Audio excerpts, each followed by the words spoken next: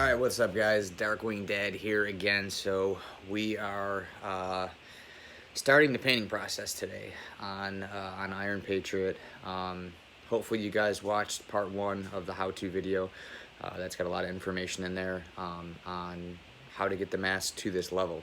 The mask is incredibly smooth. We spent a lot of time sanding. It really is the most important process to me. The initial getting rid of those Z lines and those printing lines, and then wet sanding are really the most important steps in this process. So if you have not watched that video, please go back and watch that video first, because it is going to allow your prints to look hopefully you feel as good as mine.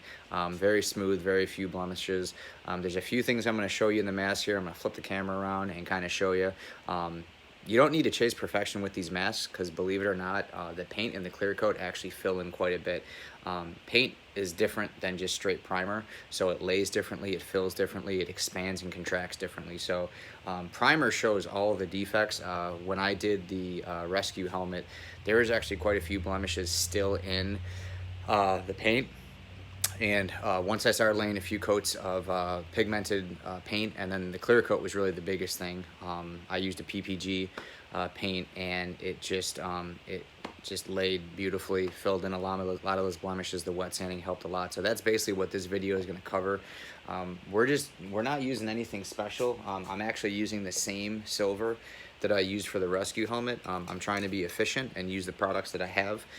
Again, when you do your masks, they're your rendition. They don't need to be exactly like they did in the movie. I mean, you can try, but a lot of times, you know, you're sanding or you're doing things and things, they change. On this mask, you know, the Iron Patriot mask, it has a gap on that widow's peak, and I didn't like it. I just didn't like the way it looked. I didn't like the gaps in the masks, so I heated it up and kind of changed things around. And you know, is it that big of a difference to most people? No. Most people just say, hey, it's lined up clean with all the lines, and that's really what I want. I'm really OCD about everything lining up. I try to get it as best as I can.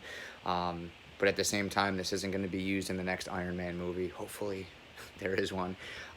It's just something I enjoy doing. I like trying to share the information with you know, other do-it-yourselfers and just hobbyists, because it really is cool when a mask comes out and it's shiny and everything lines up. It's clean. It's just I just have my friends and family over, and they're like, oh wow, that's cool. And then like the people who appreciate it are like, oh my god, that's awesome, and they want to wear it and go around with it. So eventually a full suit will happen. It takes a lot of time. I just do this honestly 1 or 2 days a week. I just do it when I can on my free time. My kids get a big kick out of it, so and I just enjoy doing it. It's a hobby of mine, you know. So but basically what we're at is I'm going to flip the camera on here in a second and just kind of show you the way the mask sits now and the process that we're going to do for it. All right, so first things first, I want to talk setup. If you know, you guys don't have compressors or HVLP guns or airbrush guns, things like that, you can rattle can. You just have to do it the right way. Believe it or not, I don't want to show my whole messy garage, but I've got a whole compressor set up and everything in here. I'll hang drop cloth and stuff like that. And like I said, I have another workshop where if I'm painting bigger things, I'll do it over there. It is perfectly fine to rattle can or aerosol can things that are smaller. Just have the right setup. So the main thing you want to do is not have it on the ground.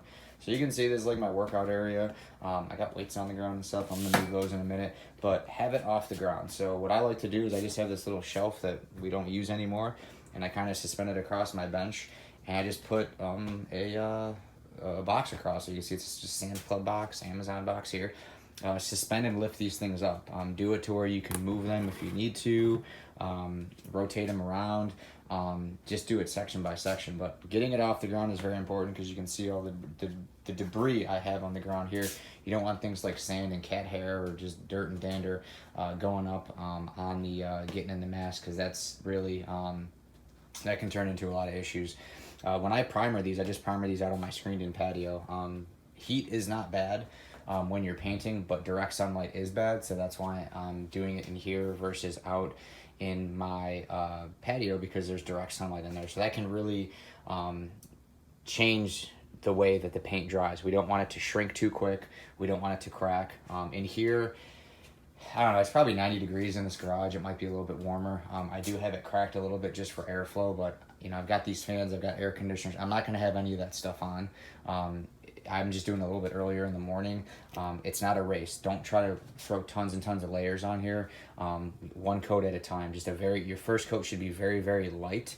And then you can continue with painting it. And I will do some videos and some time lapses of me actually spraying on there with a description on there. One thing I did want to show you is I talked about filling in certain defects. And for the most part, after this final coat, it is very good. Now you can see some minor ones. Let me put this down. There's some very minor ones, like there's one there that I didn't want to force sandpaper in and gouge that. So I just kind of left that because I know once I get some clear coat on there, I can get some 2000 or 2500 grit sandpaper and just kind of smooth that out. There is some choppiness up in the front here. Again, when you get the paint and get the clear coat in, this is all going to kind of round off, but it's still going to help keep the definition. That's why we were so very focused on cleaning those, you know, those creases out.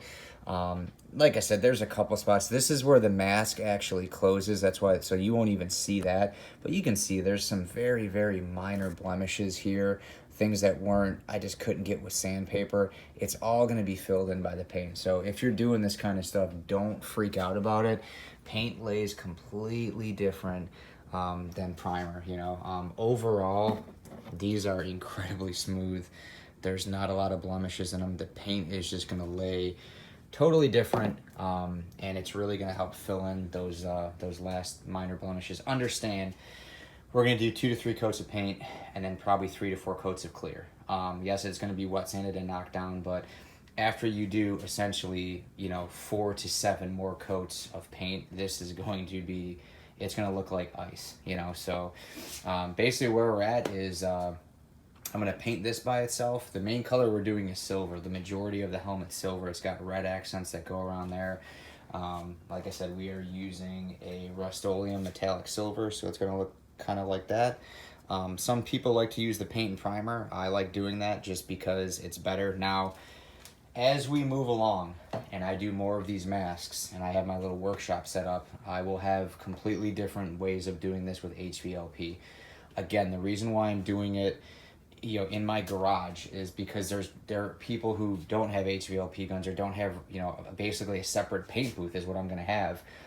They just don't have access to this. So this is a do-it-yourself geared mask build. And I've done 2 where I've used HVLPs, and I've done 3 where I've just used it in my garage here and just painted them, and they both turned out great. It's just different strokes for different folks. The HVLP is a little bit quicker.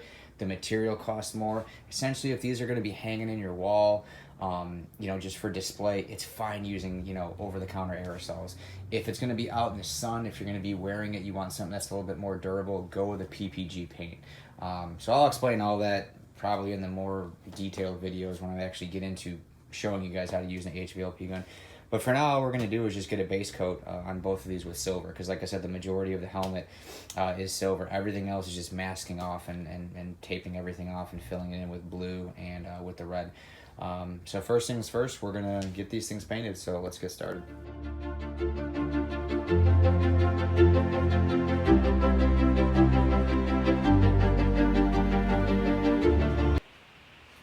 All right, so your first coat should always be very light. It's not going to be completely uniformed. It's not going to be perfect. We just want to give a little consistency for the other paint to grab onto. Now what I'll do is I'll let this sit here because, like I said, it is very warm in this garage. I'm starting to already get a little sweat mustache going. But I just want to let this sit for about 20 minutes. Let the paint kind of sit, let it grab. Again, it's warmer, but it's not in the sun, so it's not going to shrink too much, but it is warm, so it's going to grab. And then really what I'm going to do is, the reason why I put this on this box is so I can rotate this without actually touching the helmet. I have it in a position where it's most stable, so if I'm moving it, I can adjust it. I'm going to do the same thing with the actual whole helmet, the actual big piece over here. I highly recommend getting a small box that's just a little bit bigger than the item that you're painting, and that way you can actually be able to rotate it and inspect it. So this is on a little bit of a slant. It's not that big of a deal, but I didn't really go crazy with here. So I'm gonna do another good spray here, another good spray here, another good spray on that side. Then we're gonna angle this up So this will be pointing up and then hit it there, and then basically just hit our 2 coats. Now, very important thing is you really only need 1 layer in here, and that's simply because it's gonna line up with the other parts of the helmet. Don't go crazy and load paint up all through here, because that could create a fill, and then it could affect your gap. So then it might rub, and then you might have to sand it. So I just do 1 very light coat around this brim here, and that's basically just to make sure it's the same color, because you don't really fully know what will be seen and what won't. But ultimately, we're gonna let this sit here for about 20 minutes. Just let this sit, let this harden, cure a little bit. It's awesome. I'm getting just this little part here I'm already excited about. So we're gonna let this sit and then come back and put a couple more coats on. All right, so we now have positioned the helmet part of the Iron Patriot. And one important thing I didn't mention when doing the mask, and I will do it now because it's more geared towards this, is I said I was gonna paint this whole thing silver, and you might say, well, the whole helmet's not silver, most of it's blue. That is true, however, you always want to paint a light color first. So essentially on Iron Patriot, it's kind of a continuation. The silver goes all here to the back. There's some on the sides, and I don't know if there's any. I think this is all blue. I think it's just like some here, and then there's some red. I think this whole piece here goes silver. I've got obviously a picture that I'm looking at. So it's the whole thing isn't silver, but you never want to paint a dark color and then paint a light color over it, because that dark color will leach through. So we want to I'm just going to paint this whole thing silver, just because it's just going to be easier. I'm not going to go super heavy on where it's not silver. I'm just going to put something down so it's tacky. That way I can put the blue down and it'll all be uniform. Even if the silver leaches through on the blue, it's all going to be uniform. If I went and painted this whole thing blue and then painted silver over it, there would definitely be a color difference between my faceplate and the rest of the helmet, which we don't want. So basically what I'm going to do is I'm going to really more focus on the areas where the silver is, but I'm just going to tack spray the rest of it so it is one uniform color. So I'm going to get this prepped up and set up here, and we'll get some more paint laid down.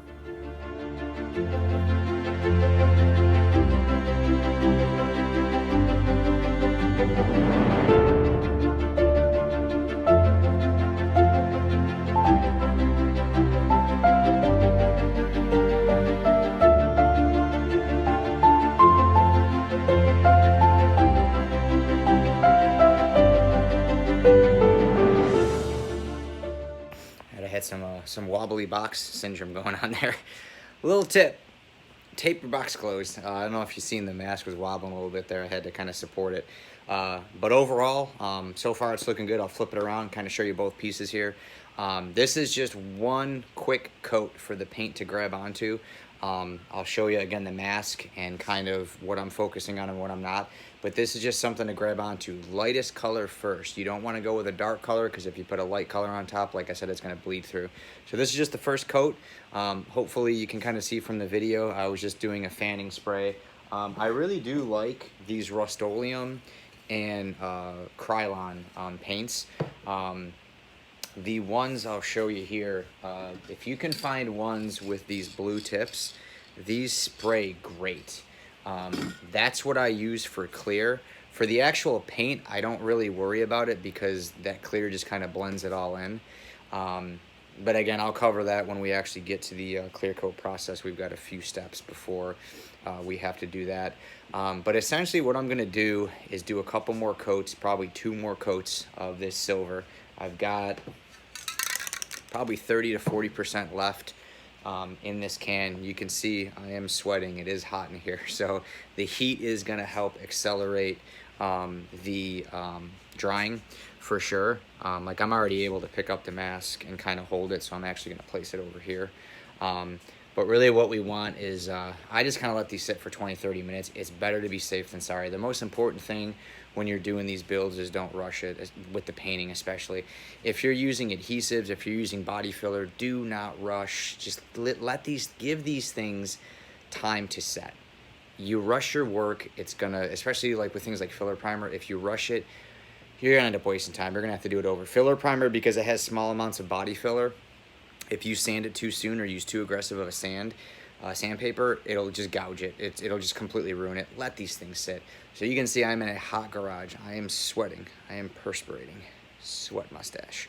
I'm gonna let these things sit for about 30 minutes here. I'm gonna come back, do a coat, let it sit for another 30 minutes, do another coat, let it sit. Then I'm done for the day. Reason why I'm done for the day is then we have to start masking things off. I'll touch on masking and tips and tricks for that in the next slide here, but when you get into laying tape down, do not rush it, because the glue, the adhesive, it can just destroy your work. So we're on day one here, and because we're masking and we're doing multiple layers here of paint, that's all we're gonna do today, is just lay the basic silver.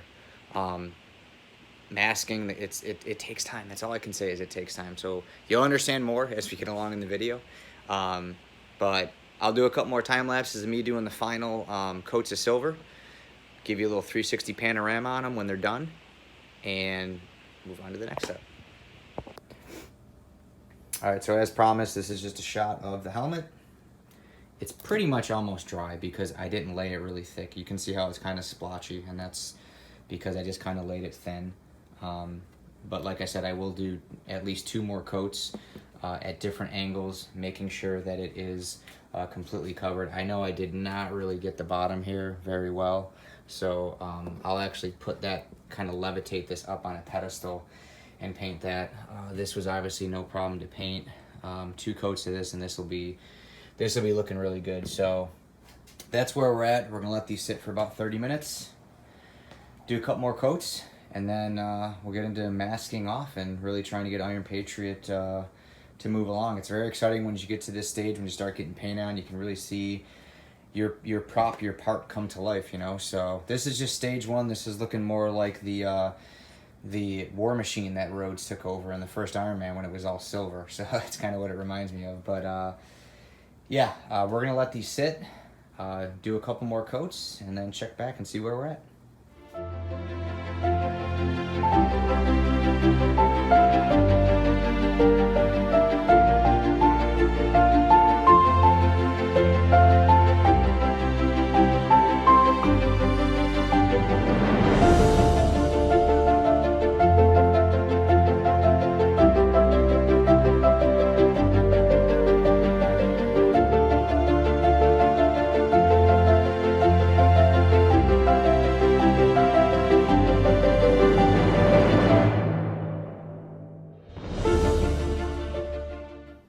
All right, we are back. So I have painted, if you couldn't tell from that little time lapse there, the majority of the mask. Obviously the areas that are not silver, I didn't do too thick of layers because that's not really needed. Just a basic base coat or something, if you want to call it. But essentially on this mask, the main things that are silver are these parallel arches that go all the way down. It's basically silver from here to here. The whole mask is silver. There are some red accents. I'm gonna print a picture here to use as a reference, and I'll post it up here in the video so you can kind of see. But yeah, for the most part, the mask is all silver. There's like right here is red. On that side is red. I think there's a little bit of red over here, so I'm gonna have a reference picture just to be safe. On here, really the only thing that's silver are these dual arches, and then the top of the mouth, and then the side over here. So I'm gonna print a picture here real quick to use it as a reference, and then kind of show you how I'm masking off. One thing I did notice is that this piece actually is more like a mesh. So I think what I'm gonna do is, this piece here is kind of like a charcoal, like a dark gray. I think I'm going to, if I can, get some sort of mesh and just cut it and then glue it somehow, because I really would like to keep that. I've seen a couple pictures and it looks sharp. So if I can find something thin enough to kind of cut and adhere, I mean, I wouldn't even be against taking metal, and if I could wrap it over this edge, I'm gonna have to look at it a little bit more closely though. I'm kind of disappointed that the print didn't have it. Almost as disappointed as me not noticing it until now. Another thing I noticed too is you can see how this kind of shows like a divot. In the actual movie helmet, there's actually a line that goes out right here, and that really would have helped to tape it off because this whole piece here is red. So it's going to be a little bit of a challenge to get that arch perfect. I may use some sort of pinstriping as a guide and then tape over it to get it to kind of bend, because painter's tape isn't going to bend all that great.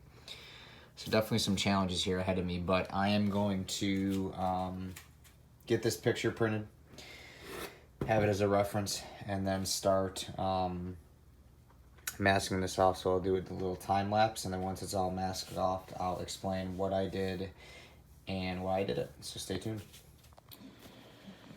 All right, I moved out of the hot garage, and yeah, I'm in my bedroom.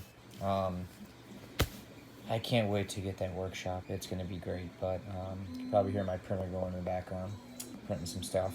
But got a little bit better light in here, and it's a little bit cooler. So the mask, or the faceplate, I should say, all it really has is this piece here that is that's red.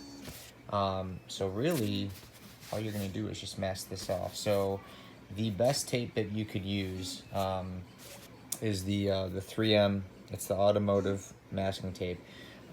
This uses a much different adhesive when it sticks, and it will not leave any residue behind. And you can also kind of press it on the edge to really seal off, and it won't lift or pull when you get paints or any enamels or any solvents on here. It won't cause it to lift. So if you do multiple coats, it won't affect this. This also has a certain amount of chemical resistance. If you feel this tape, it's kind of waxy. Other painters' tape that are more enamel based, more resistant to oils, that's great for doing your interior house, but a lot of these aerosols have different solvents which will actually kind of eat this away and cause it to lift or deteriorate it, or what it will actually do is cause the adhesive underneath to almost get hot. It's almost basically a chemical reaction, and then that glue will be left behind here, and it'll be a real pain to get off. So this is used for actually painting cars, so this is really the best stuff to get. So what I'm going to do here is just kind of tape this off, and then show you what I'm going to do with the rest of the mask and give you a post-op of taping. It's a small bit to tape here, but I'm just going to do it real quick and kind of show you guys what I did. All right, everyone. Well, here you have it. It's a Christmas gift from me to you. No, I'm just joking. No, but basically, so this is the mask, kind of all taped up, masked off. All I used was just old printer paper. You can use craft paper, you can use loose leaf paper. I would not recommend going through and masking off this whole thing with tape. One, it's a huge waste of tape. It's a waste of time. And, you know, two, the main reason I use paper like this is because you want all of this to be sealed off. Essentially, if you're going, you know, piece of tape by piece by tape, you have to kind of overlap it and do multiple pieces to seal it off. One very, very important thing when you're doing this is you don't want any openings. You don't want anywhere where paint can get in. So, you know, that's why this is all taped off here. I basically took the paper and slit it and then folded this underneath. Any red gets in there, you're going to have to back tape and then redo the silver section, which we don't want to do. So I just kind of wrapped the paper around, kind of made sure everything's tight. You know, obviously underneath it doesn't have to be perfect, but still you can see I'm kind of focusing more where I'm painting to make sure that, you know, nothing is going to be leaching through or getting through. So just really kind of make sure, and I'll go through and kind of push these down and make sure they're tight and sticking together before I paint those. That actually needs a piece of tape right there. That actually can leach through. I'm glad I caught that. So I'll put one more piece of tape over that, but you can see on this side here, nothing's getting through. It's all taped off. So Just take some paper, mask off where you need to. I'll do the same thing with the helmet, but I just wanted to show you with the faceplate. So I'm going to tape that little piece off there, or whatever. Which side was it on? It was on one of the sides. And then I'm just going to go get these red stripes done, so stay tuned. All right, back in the inferno of a garage as my neighbor weed whacks. So if you hear that in the background, don't mind that. One thing I did want to point out, I did go back and tape that section off. I don't even know what side it was on, but again, no gaps, everything's sealed off. We don't want anything spraying, getting through, leaching through onto that silver. When I masked this off, this has a slight arch. I was not able to do it with one piece. So what I did is I took this piece and went as far as I could to about here, and then took another piece and kind of continued that arch, and then put this piece here in the middle to kind of conjoin them. That arch on the side of the helmet, this is going to be a challenge. I think really what I'm going to do is get some bendable tape from AutoZone. I'll show you that to create an arch. You can see how there's kind of a casting, almost a shadow of where it should go. But it's going to be a challenge, so I know I'm not going to be able to create that line with just masking, with this masking tape here, this painter's tape. So I'll probably have to run to the auto parts store to get that before I do the painting and masking here. But yeah, essentially I wanted to just say that there's a little bit of an arch here, and I could only bend it so much before it started to kind of wrinkle. So I arched it as much as I could, and it kind of went like this and then kind of straightened out. So then I took another part and did an arch there, and then just kind of overlapped it with a piece of tape there. So I'm just going to hit this with red real quick. Let me try to find, this was the red that I opted to go with, which was gloss red pepper. So I'm hoping this is pretty close. It seemed pretty close based on the picture from what I seen. So we are using gloss red pepper for the red. For the silver, we used the just metallic aluminum. It's actually a pretty good, I guess, depiction. And for the blue, I almost tripped over a weight there. I actually did. Blue I had way back here. It's kind of ironic, but gloss patriotic blue. So these two are the Krylon Fusion series. They're the primer and paint, and then this was the Rust-Oleum. But they're both paint and primer. I really like to use those for aerosols. They bond a little bit better. You can, I guess, I don't want to say you can apply them thicker, but you can apply them a little bit thicker. You can cheat a little bit more. If you just do a straight paint, sometimes you'll get more runs and things like that. But I think this blue will look really good, and I think the red's pretty close too. So I'm just going to paint this small section here and then give you a quick after shot and explain how to take the tape off. Alright, so nothing too exciting here. Like I said, there are just two small areas that I painted. But one thing that I did do is I did hold the piece up like this, and I tried to get that end piece there, and I also tried to get that piece there. I am going to get this under piece here. I just want to let the paint dry for a minute. So I'm actually going to let this sit for, again, about 15-20 minutes. It went on very easy, very smooth, so I'm going to let that sit and then come back and try to get that upper top part of the eyelids there. But yeah, it's a small section. It will lay very easily. I'll do another coat that should give it a little bit more depth, a little bit more gloss, and yeah, give it a little bit more dexterity, I guess. So I'm gonna let this sit, hit it with the last coat, and then I'll show you guys just peeling it off and tips and tricks on that. Alright, so we're gonna go ahead and just take the tape off. I've let it sit for about 20-30 minutes here. It's pretty dry now. I highly recommend some tweezers.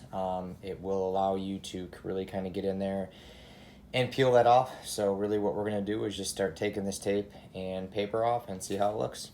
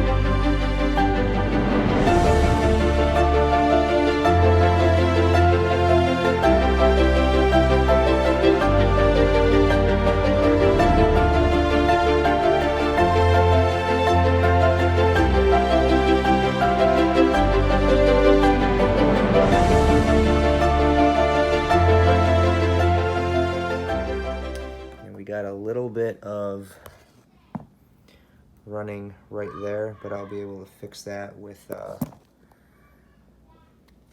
just some touch-up paint.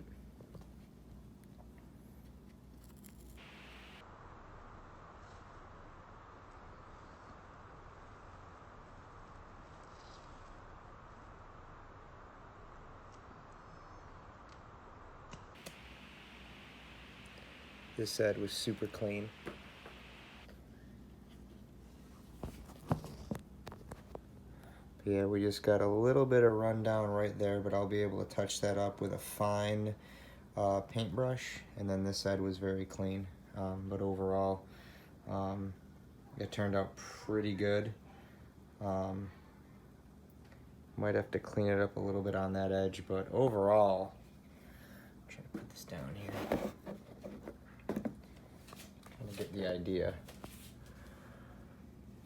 But yeah, just that little niblet there that I'll be able to take, like I said, a very fine brush and fix that up. So far, masking part 1 went pretty good. So it's nice and even, nice and crisp. Just got to touch that one up, and we'll be good to go. This thing will be ready for a clear coat pretty soon after I touch that up. All right, so I fixed that little mark that was on the side. There's a light brush mark. You can kind of see it. I'm not too worried about it though, because a couple layers of clear and some wet sanding will clean that right up. I've actually had that happen before, and you see some minor brush marks, but they do go away pretty easily with some clear and just a little single stage of wet sanding. So light brush mark, nothing I'm worried about, because like I said, the clear will fill that in. But overall, it looks pretty good. Like I said, the back's got some red marks. Not gonna see it, so it doesn't matter, but I was able to get in there pretty good. I'll touch that up probably with a little bit of a paintbrush on that edge there, but again, you're not really gonna see it. I mean, from here, you don't notice it at all, so I probably won't even mess with it. But that's pretty much all the mask needs, or the faceplate, I should say, other than some clear coat. So I'm gonna let this thing sit and clear coat it. It realistically only needs to sit for about an hour, and I can do a light coat of clear. Both of these paints, believe it or not, actually have clear coat in them, but I want them shinier. You can see that the red already has some shine to it, but we want it shinier. So gonna let it sit for about an hour, spray some clear on there, and then you guys can check it out. I gotta clean up my mess too, so I'll do that first and then spray some clear on here. So check back. All right, updates. Who likes the updates? So here we have the faceplate, and I have done 2 coats of clear, and all I am using is the Rust-Oleum gloss clear. You can get this pretty much anywhere, and like I said, I've got HVLP guns and paint guns and whatnot at my shop, but this is just more of a I guess this is a, can you do this at home with setups like this? And you absolutely can, as long as you are in a contained area. Now I will say, my garage, it does stay warm, but if you're using aerosols, be very careful with your humidity. They do not react very well with high humidity. You need to leave more time in between doing layers. I only waited about 20 minutes. Now this is going to get a lot of wet sanding. It's kind of hard to pick up. There's definitely some orange peel, which I want to reduce, but those brush marks you can kind of see are pretty much gone now, and that's really what I wanted to do by getting this clear coat on kind of before it fully cured, was to kind of blend that in. So you can see it's gone now. Like I said, there is orange peel, and it's hard to not get orange peel with aerosol. You get into using the HVLP gun, you can eliminate that drastically, but you can also get just as much. Like I said, it's I always like to wet sand. This piece is coming out great so far. It's realistically only needs to be wet sanded a couple times and it's done. So this is really the easiest part of the whole helmet, is this mask piece. So it was easy to prep, and it's pretty easy to paint. I'm gonna let this sit for about 2 days, just because aerosols are different than using traditional PPG paint where you have a resin and a hardener. Kind of similar to that rapid fix. If you put more hardener in, it will cure quicker. You don't have that ability with this. It just kind of has to naturally, the solvents have to gas out and the paint has to shrink and get hard. So I'm gonna leave this in the garage for 2 days and just kind of let heat take over, and I'll do that with the mask as well. I mean, minimum 24 hours, but I've got to work during the week. So this is actually, we're on a Tuesday evening here. It's gonna sit all day Wednesday, and I probably won't touch it till midday on Thursday. So it's gonna get roughly close to 48 hours before I start to sand it, and I'll obviously explain that whole process. But yeah, this is it. Let me try to scoop it up here if I can. But it's looking pretty good.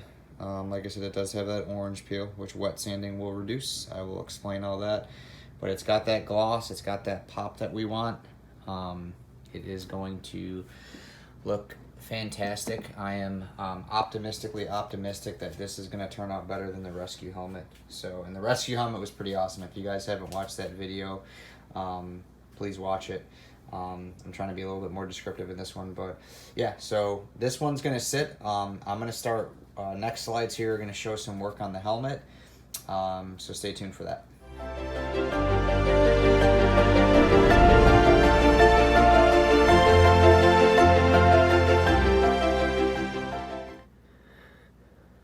Alright, so working on the mask, I wanted to show you the best way to mask off the channels.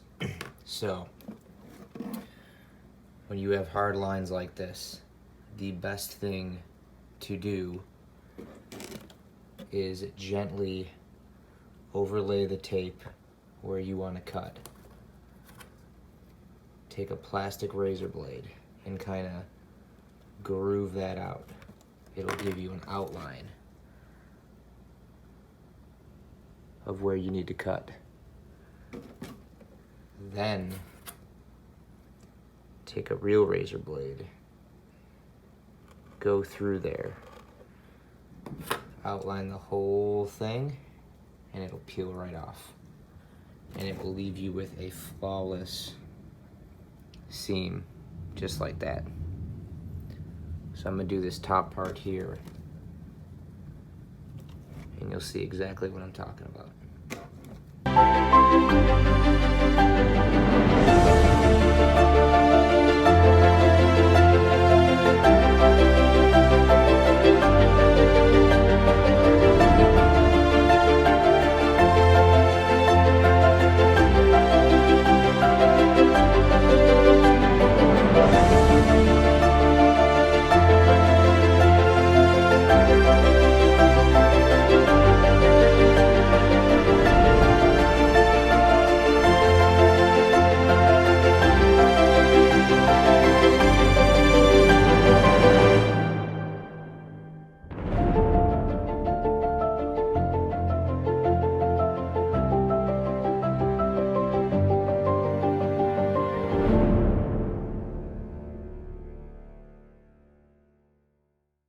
Alright, well here we have it, and it's all masked off. And like I said, that'll give you perfect defined masking right within those channels. Nice and clean. I got the sides pretty good. I know I'm gonna have to back tape it and mask it again, but I'm just gonna roll with this for now. So this will all be painted blue. This will all stay on, get back taped, get painted red. But for now I want to get this blue laid down. So all the jaw,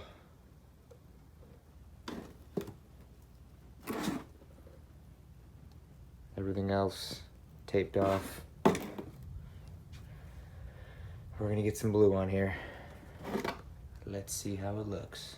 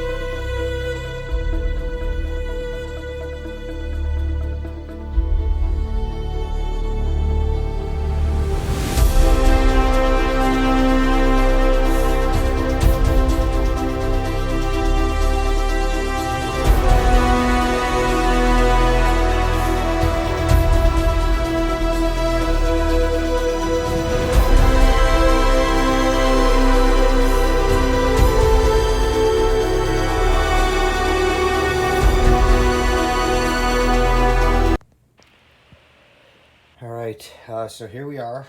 Basically, we let the blue paint sit for about 40 hours before we touched it. Some of the areas that I masked were not sequential or efficient, or they just look kind of sloppy, so I kind of had to kind of back tape and go around what I had done with the blue. Now, I don't know how sequential and how good these will look.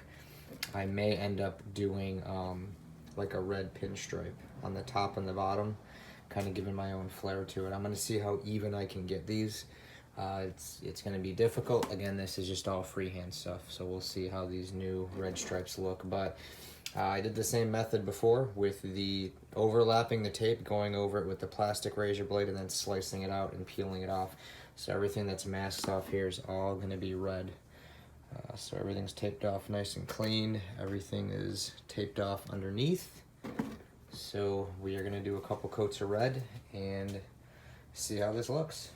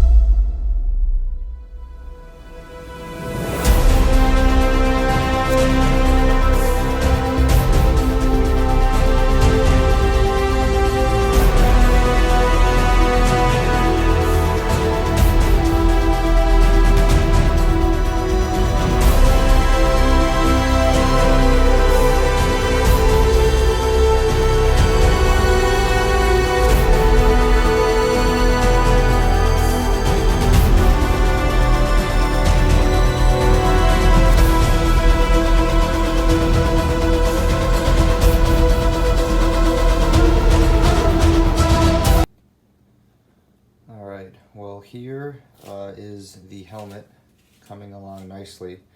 The face mask is done except for wet sanding. I'll do some wet sanding on this today, do some videos, kind of explain that. I went through, I didn't really film it because I didn't think it was completely necessary, and there's a couple spots I have to touch up, but there were some areas on the helmet where you can see right there where there was some overhang. You can see there's a little red right there too. I'm going to touch up. I just took a fine paintbrush and basically just sprayed some in there, and then just kind of touched it up. So there's a couple other spots. I'll guess I'll try to get a quick video of it. It's pretty much self-explanatory. But there are areas that do need some touch-up still. This still needs to be painted a darker gray. I'm going to go through my colors and see what I have and get something that's close to it. The biggest issue that I'm having is, so I wasn't able to make a good line, and that little wrinkly disaster that you see right there is the old paint. So I'm going to actually have to wet sand that and fix that. It looks really bad. So essentially I'm going to have to kind of redo that. Also, you can see how this line here is kind of jagged. I'm going to do one of two things. I'm either going to retape it and smooth it out, or I'm going to opt to get either some red or silver pinstriping and just run it all along here. And then when I clear coat, clear coat it and wet sand it, it'll just smooth all out. So I'm hoping I can find something that is a similar color.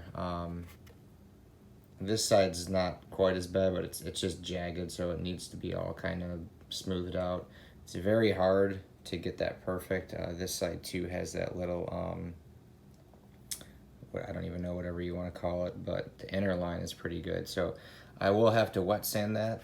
Other than that, there's a lot of good things going on with this helmet, other than all the orange peel, which will get knocked down once we start getting some clear coat on. So today's main objective is to work on this and get this painted, and then I'm probably gonna go on the hunt for some pinstripes, and then obviously to wet sand this a little bit and start getting this smoothed out. So that's pretty much the task for the day.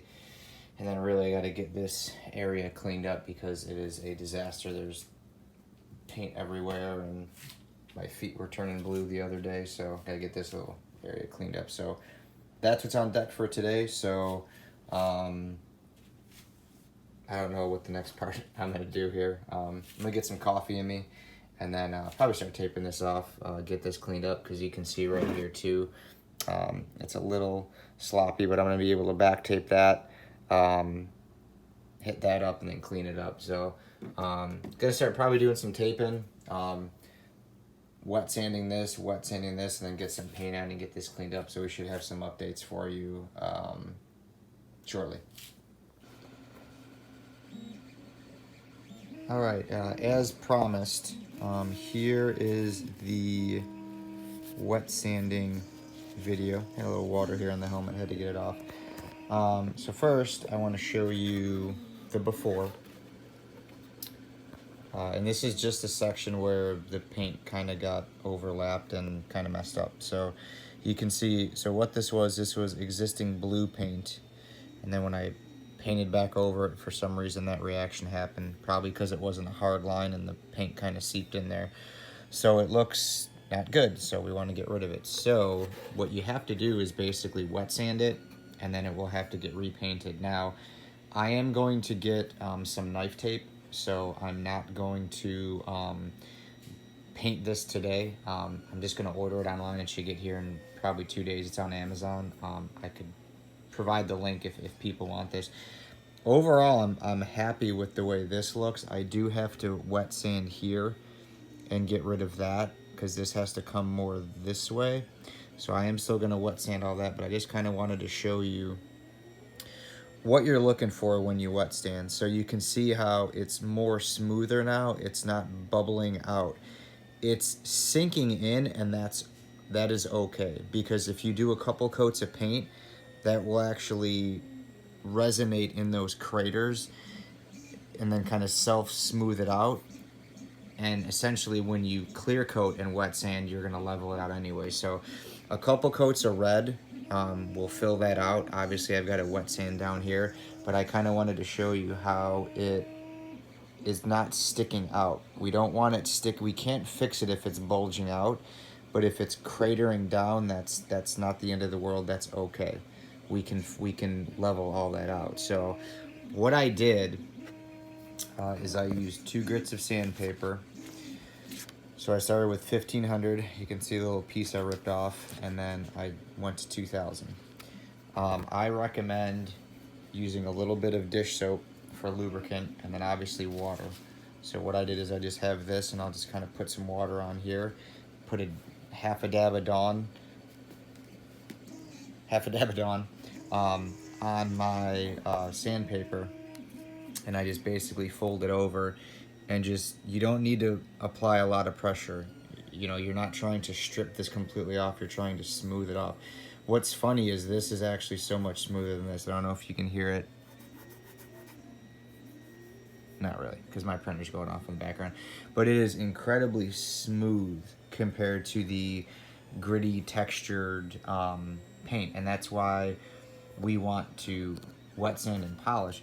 You can see how distorted and just, that doesn't even look that good. And then if you kind of come over here, it's hazy, but you can see that it's smooth. There aren't those little freckles. So when you actually wet sand, and obviously it's easier when you're using, you know, a block, and this was just a small area, but wet sanding is so key, and this video will kind of help explain that. So again, with aerosol, wet sanding is going to come with the territory. That's why I'm doing it this way. Future videos, I will explain in depth HVLP guns, resins, hardeners, different fan settings, things like that. But most people don't have the setup or the access to spray with an HVLP gun. A lot of people just buy rattle cans, and that's fine. Just understand that you're just gonna have to do some wet sanding. So this video, a little bit further down the road in this video will explain why, but I wanted to show you kind of the end results. I am gonna go over it a little bit more, but overall I'm very happy with how this is transforming. Again,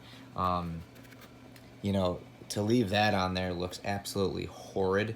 No matter how many layers of paint that you did, you would still have that lifting, Here, we've kind of leveled it all off, and we get a couple coats of paint on there and a couple coats of clear, wet sand it a few times. You're not even gonna be able to ever notice that was there. Like I said, I'm really debating on what to do with these lines here. Some of them are clean, some of them are not. I don't think wet sanding is an option. It's more or less the tape line. So I think what I'm gonna do for now is kind of leave them. When I get that knife tape in, I'll see how that does. All the other lines came out pretty well. It's just here because there was no guide. There's a channel here to guide me with the tape. There's no guide here, so it was all freehand. So everything else looks pretty clean. That is the only area I have to back tape and clean up. Other than that, everything's turning out really great. The helmet is gonna definitely look awesome. So I'll do a quick post wet sanding of this, and we'll move on to the next stage. All right, so here's the post inspection of the wet sanding, and this side was definitely the worst. And you can see, got it all pretty even. All those lifts and bubbles and everything are gone. The dips are okay. We don't want anything that rises out because we're not going to be able to fix that. This side wasn't as bad, and it's really smooth. But you can see, when you just take your time with wet sanding, you get it all uniformed and all contoured. So these will all fill in. I'm not worried about that one bit. And same thing on this side here. These are a little bit deeper. Turn this around here. But they'll still fill in. I may try to knock these down just a little bit more, but it's very smooth right where all I sanded. So I may try to get rid of that little gap there too, but it kind of looks like I got shot, but I didn't. So I'm just gonna clean some of this up here a little bit, and then we're gonna get to taping this off and painting that little cheek piece. All right, so moving right along, we've just wet sanded the sides. I have not done anything further more than that, just knocked them down a little bit more. As stated, I was going to now paint these cheeks and take care of some of the overlap paint that got on there. These cheeks are kind of like a dark gray, or it's like an off black. It's not quite black. What I actually did, I didn't feel like going to the store and buying paint that was, $4, $5, $6 on a can of paint just to do this little section. I'm just gonna airbrush this. So I mixed up a little color here. We're gonna get that loaded into our airbrush. You can kind of see, you can hear the air in the background. I've got a 180 PSI, I think it's the max. It's turned down, obviously. We only have 30 at here. I just have a little bit of it leaking out. That way it doesn't give me too much pressure and kind of explode the paint. So it is, functional. But what we're gonna do is just get the paint that I mixed into this reservoir. I'll set my camera up here and show you guys a little bit of airbrushing, just doing these small cheeks. So a small little area like this, perfect for airbrushing. So we're gonna get that knocked out real quick.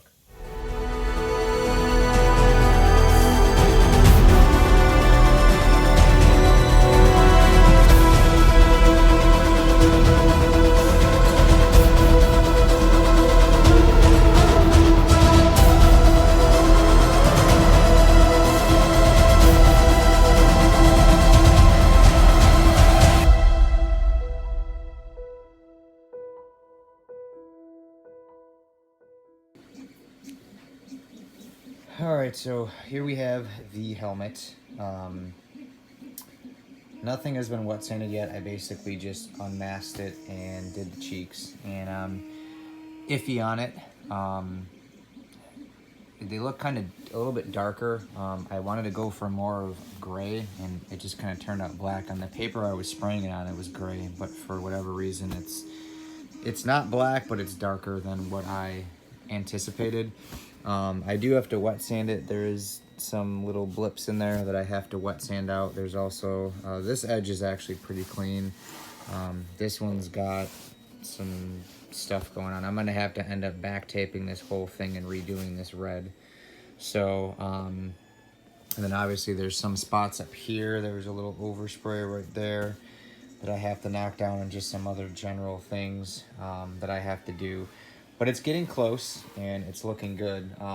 Like I said, the cheeks, I wish they were lighter, but the blue is different than from the actual movie. Like, the cheeks are a different color, but the blue is, it's different. It's almost not a chrome blue, but it's like, I guess it's a steel blue or a metal blue is what you could call it. So I kind of like this rendition, so I think I might just roll with the cheeks, because again, this is my spin on it. If you look at over here, this was another print I did. This is how the widow's peak on this helmet sits, and it looks terrible. I hate the way that looks.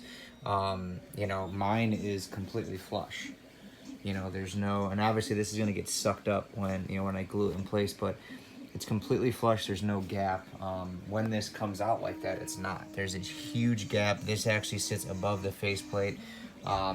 I like the way mine looks better, so I may just leave the cheeks. It's my little spin. It was kind of the same thing with the rescue helmet. There were things that were different on the rescue helmet. There was that broad line on the cheek that when I sanded it, I couldn't retain it. So, when you do these masks, they can be your own spin, and ultimately I'm spending a lot of time, a lot of effort, and I think it's looking, really awesome. We haven't even begun, wet sanding and getting this thing to where it's going to be. I'm still just fixing little overlaps, and that's the thing with this helmet. There is a ton of back taping and masking to do, so it is going to take a while. But once this mask gets sucked up and this all gets glued in place and everything gets lined up, I think it's gonna be my best mask yet. There are some areas that I could have done better, that maybe the next time around on my next mask I will learn from, and ultimately on deck, we've got Mark 85. So it's looking awesome regardless. Again, I think it's really cool. I don't mean to toot my own horn, but I think it's one of the best ones that I've seen made in the Iron Patriot series. But we're far ways to go. So yeah, I'm just gonna let this sit and then probably start doing some wet sanding, start cleaning up some of these edges, and we're just gonna move on to the next phase. Alright, so here we are with back taping 101 or 102 or 103 or whatever number you want to use. But basically what I had to do here is that line, because I wasn't using the right tape, and I will show the tape that I use, but this thin yellow tape here, it's basically a pinstripe tape, so I had to order that, and what that's allowing me to do is you can see where the red is poking through, and unfortunately when you have to repaint the color that you started with, you gotta just back tape everything off. So I back taped off the whole mask. I'm trying to clean up, you can see some of the red here. I wet sanded it down, and I just back taped the whole thing. So I'm going to re-hit this with some silver and hope it takes. And there's a little bit in the front here too. I'm not sure what happened there. I just seen some discoloration, so I figured I would mask it off. There's a little something going on there. And then there was a small area of discoloration right on that little corner piece right there. So, and then a little bit on there where I used a paintbrush. You can see it looks kind of sloppy. So I'm gonna get my little paint table set up here and hit this with some silver real quick, and we'll see how it looks. All right, so we are moving along, and we are now fixing all of the red that was kind of bleeding through or leaching through, and we fixed this line on the side. Now, what I did and what I recommend is getting vinyl pinstriping, okay? I tried the masking tape and it wasn't sticking that well. So, and it was a thinner masking tape. It was a 1/4 inch, I believe. This is an 1/8 inch pinstripe. And what's nice about this is it bends and it contours and it doesn't really create any gaps or blemishes within the bending. Because if you get any kind of air pocket or anything, paint is going to get underneath there and it's going to mess it up. So you can see how I remade that line where I want the red to go, and it's also furthermore reinforced with painter's tape. And then I've just got some paper on here so I wasn't wasting too much tape. So I'm just going to do a very light coat. Hopefully it will remedy all these areas. You can see how that was a little bit off, and there were some areas in here that were just sloppy. So very, very important when you back tape, make sure that, and I'm going to do this one more time, make sure all of your seams are completely sealed off. What I did with the vinyl is I actually took a lighter or a hair dryer you could use and just heated this and then pushed it down to make sure that it was adhering as best as possible. You don't want any paint getting in between here, and do very, very light coats. Do not do heavy. You don't want this to run down. You can see where I redid the silver. So this is just all going to be just like a misting, like a very light fan of a coat. We don't need anything too heavy. I'll need to go a little bit heavier on here because this is where I sanded, and you can see I got a little bit of silver on there, and this whole little debacle that happened with trying to make the line with masking tape. So this is going to get a couple light coats. Everything else should just need 1 or 2 coats and just a very light mist. And again, we're just using the Krylon. It's the red version of this. This is the blue, but I have to get that all set up. So yeah, I'm just going to paint that. And I'm going to go through with the lighter one more time and just make sure all this is pushed down, because we're in the last stage. We do not want any paint getting through, because then we have to do it all over again. So I'm going to go through, make sure all the seams and everything are good. There's no exposed paint. We're going to get a little bit of red on this, and then move on to kind of fine tuning just around the cheeks and some of those areas, and we'll be ready for clear soon. All right, viewers, so here is the helmet after the tape was removed. Everything worked out really well. Obviously on the sides where I had that wet sanding and those little dips, so I had to go harder on the sides. I had to be really careful pulling it off, but you can see kind of how thick it is there, and that's okay because the clear coat's going to kind of once you get a couple layers on there, it'll smooth it all out. Everything worked out really well except the fact that there's just a little blip right there, and that will come off. I did wipe most of it down with some isopropyl alcohol, but because this paint is all fresh, I don't want to scrub. I'm actually just going to wet sand it with some 3000 grit, and because I essentially did 2 layers or 2 coats of paint on here, it's just going to be a very light sanding. And there's another little one right there, it's even smaller. So that's really all I have to do is I'll just sand that off and then just polish it, but I don't want to mess with it right now because the paint is. One very important thing I wanted to say is when you are back taping is give yourself time. So I was messing around with the silver, and I redid the silver because there were all those horrible, there's all that overspray stuff. And I thought I waited long enough, and so this is a tip, is please give yourself time when you're painting. So for whatever reason, this side is generally pretty good, but I don't know why, if maybe I applied it thicker, you can see all these marks here, and that's from the glue of the paint. So what happens is the glue's on there, and then you spray it with the paint, and it just reactivates the glue, causes heat basically, and then the paint wasn't fully cured, so it created these waves. So now, unfortunately, what I have to do is let this helmet sit, back tape all of this, and then repaint the silver. It's not the end of the world. It stinks, but like I already got some on here anyways, so it is what it is. It will make it look cleaner. All down here, luckily, did not get messed up, and I have to redo the cheeks anyways. I don't like the way the cheeks look. They're too dark. it's not, doesn't fit the way the whole look is. It's too dark. This is a lighter blue. I wanted lighter, so I went out and got more of a light graphite. It's darker than the silver, but lighter than whatever color that was that I mixed. So that's why this is all sanded and scuffed, because I'm just gonna do a light coat over that. And obviously I have to tape better. I didn't go crazy with taping all this off here. I let the red kind of bleed through because I'm gonna back tape it and fix it up, so you can kind of see that the red's kind of overlapping, so that will be taped off, and I'll use that vinyl tape again too and make this really crispy, so you can see how it's kind of like leaching over, and I'm not worried because that's going to lay right straight on that red, and that'll fill in, and that'll look beautiful. And these little areas right here, I'm just going to touch up with a paintbrush. There's no reason to spray can or rattle can that. That'll just be a nice paintbrush touch up. But for the most part, that line that I made prior is a lot cleaner. I'd say my only disgruntlement is that this is a little bit off. This kind of flares out here. Like I said, this print didn't have the luxury of having like a channel like it did up here. I kind of had to freeform it. I don't think it looks terrible from the side. When you get up here, you can kind of notice that it overlaps, but I think on the wall, you won't even be able to tell.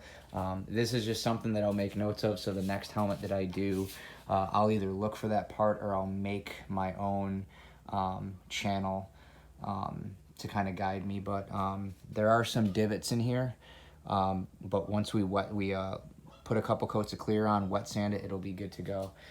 So overall, I'm kind of glad that you know, I had some of the sloppiness and I had to repaint it, because ultimately it came out way cleaner. I mean, these channels, I was able to go and really dig in with a razor blade and clean those channels out and get that tape right in there, and I think it looks way better. Obviously the paint isn't, there's no clarity here because there's no clear coat on, but overall the helmet really does look great. Don't mind the mess of a garage. I actually have the shed coming tomorrow, which will serve as my work area. So the painting, the sanding, all that will be done in the shed, and this whole debacle of a garage is going to be where my printers are. Cool news is I'm actually buying 2 more printers, so I'll be able to print a lot more and work on them a lot more too. So, but like I said, a couple tips with this, 2 big things. Time and patience, okay? Patience can be your enemy. If you're not patient enough, you could damage your paint job or your priming job.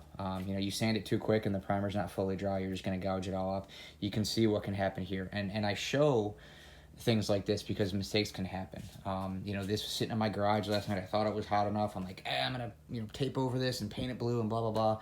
And look what happened. So now, had this not happened, I wouldn't have had to redo this, but I think redoing this, I'm gonna be able to clean up these edges even better. So finding positivity in a bad situation. It will come out great. However, this mask is not being touched for 48 hours. I'm not taking any risks. 48 hours, it's sitting here. I'm just gonna let it bake in this garage. I got a sweat mustache going. You don't want to see it because it's just gross. But this is just gonna sit here. The faceplate, I'm gonna do a little bit more wet sanding on. That's pretty much done. So once I get this done, we are in the home stretch of just clearing this thing and doing a light wet sand, installing the LED eyes, and we will be good to go. So yeah, next step is just taping this off. Once this settles, we're gonna repaint this, repaint that, and then she's good to go. We can start doing some clear coating and some wet sanding, and then more re-clear coating and more wet sanding, and again and again and again. So yeah, we'll transition into the next spot here. I'll have some highlights here from wet sanding the faceplate and clearing it, and next time you see this in the next slide here, this should be all ready for clear. All right, what's up guys? We are back, and we've let the helmet sit for a few days, and we're getting into doing some wet sanding here. So this is going to be a quick tutorial on how to do it and why to do it. So when you paint your mask with aerosol, or whatever you're painting, I should say, you tend to get a lot of what's called orange peel. You can see all this right here. So it looks glossy, but it looks distorted. Essentially what wet sanding does is it smooths all that out. So yes, you are sanding the helmet. Yes, it is an abrasive, but essentially you're just kind of doing it by hand.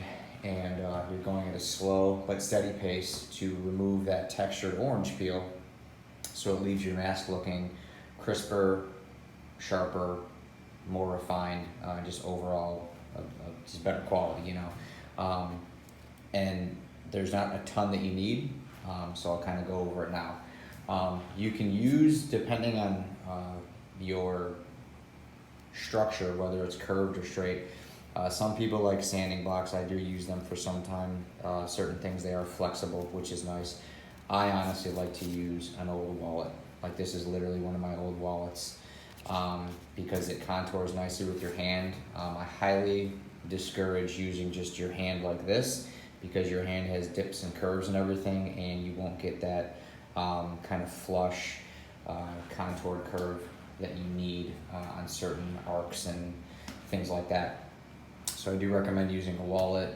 A sanding block is also nice. You can get these at Lowe's, Home Depot, Harbor Freight, places like that. A key thing with wet sanding with aerosols, it's you want to do a lot of coats. This has about 7 coats of clear. If you do 1 or 2 coats, you do risk of taking the majority of it off. So do several light coats.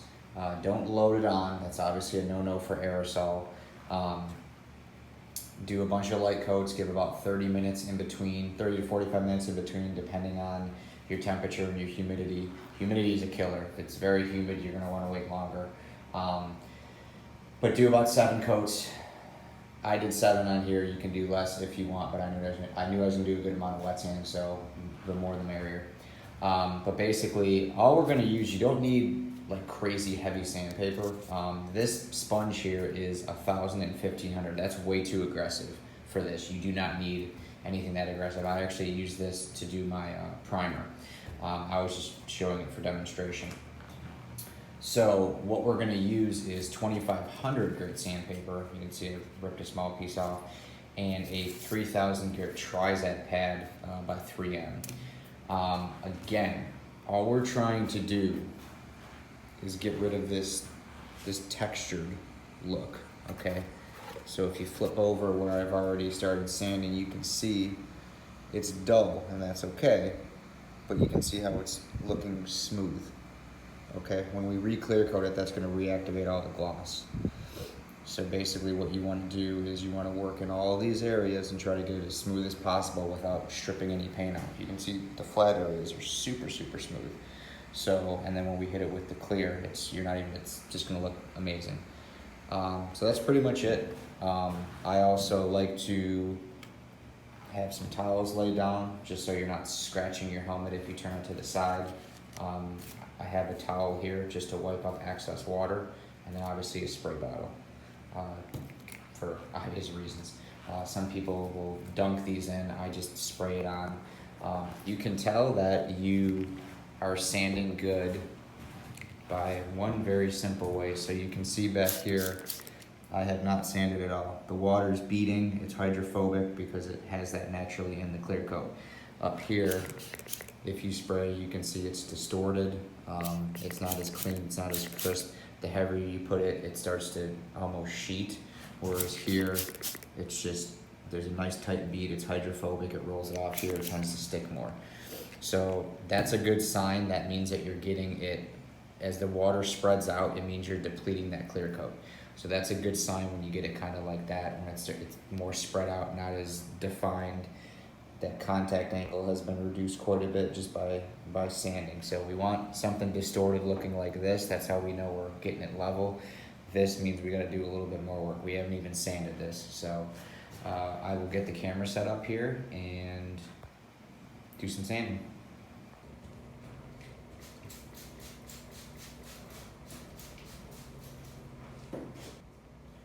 All right, so we're gonna start with 2,500 grit. You don't really need to put a lot of pressure. It's kind of like you're just massaging it. Again, the goal is not to remove all of the clear coat, it's just to smooth it out.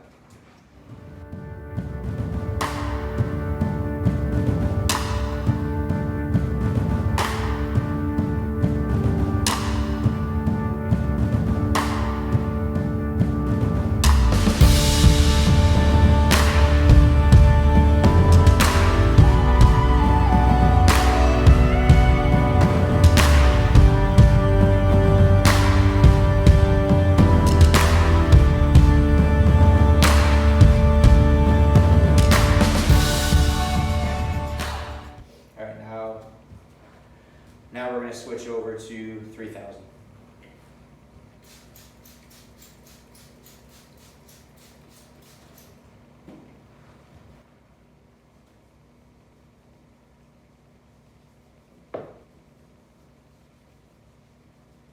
And with 3000, I like to spend a little bit more time because it's not as aggressive. So you can really focus on working that in. You'd have to really spend a lot of time with 3000 grit sandpaper to burn through the clear on this. So just steady motions, even pressure, light pressure, and just kind of massage it in.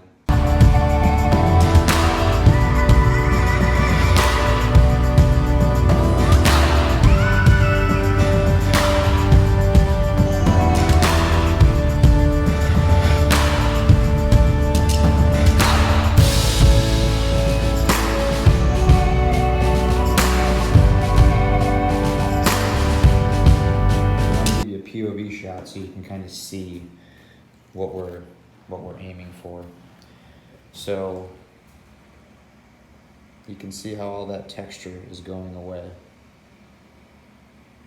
which is good. That's what we want. We want this to be as smooth as possible.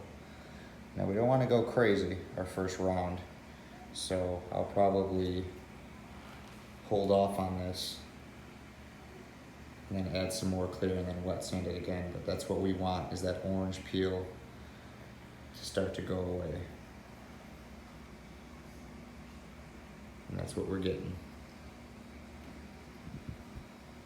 Alright, and this is just for reference when you're spraying your water. If you remember before how it was all hydrophobic and beading, and I said you want it sticking, and you can see how it's sticking more. It doesn't have that tight bead. That's what we want. We want the water more spread out. That shows us that we're refining and smoothing out the clear. So that's a very good sign there. So we're just gonna keep getting this knocked out with some 3000 grit for now.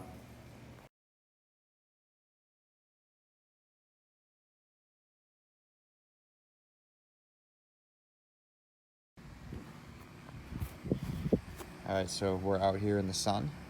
And like I said, this is just round one of sanding. But you can see that, can't really see it that good from this angle. Hang on, let me switch here. You can see it's getting rid of some of that texture, getting it smoother. So this is only round one.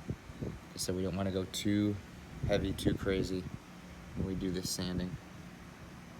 But we want to try to eliminate as many as we can. So we're probably going to do this 2 more times to get this knocked down. What I'm going to do right now is wipe this down with isopropyl alcohol and then throw a layer of clear on here. We'll see how it looks. Alrighty, so we've let the mask and faceplate dry for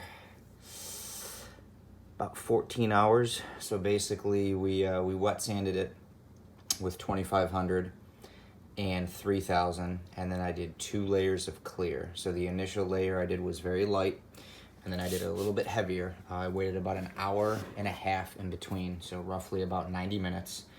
And then I put it on a little bit thicker. You just gotta be careful when you do that, but you can hopefully already see the difference in clarity. There's definitely less of that orange peel, which I'm not trying to make this thing look like a car. I mean, it'd be cool if I could, but I just want it really glossy and really smooth. So both look very good as I try to grab the faceplate here. You can see it's nice and clean.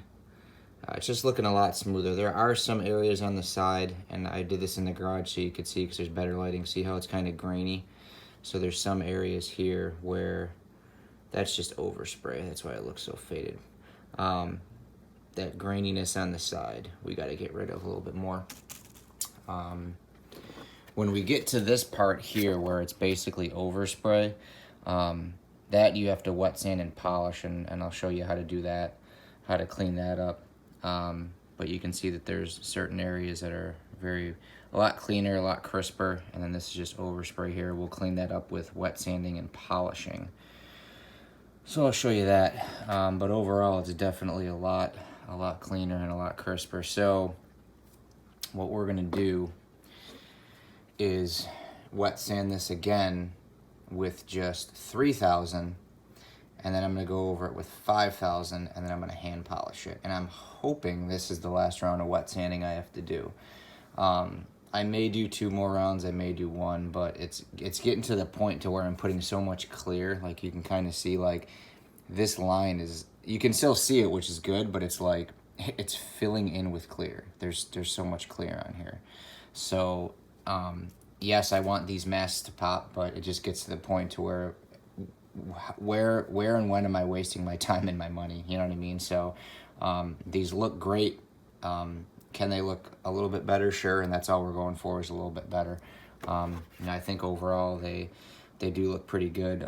This needs a little bit more clear, a little bit more refinement down on the jaw. Like I said, we're gonna have to start polishing this thing because I don't want to keep having to sand it. Downside to aerosols, you do get a lot of overspray, and that's basically what all this stuff is here, is just overspray, because it's not a big enough fan to hit it in one shot. So that's why it looks cleaner here, but then when you get here, there's all this graininess. That's just overspray.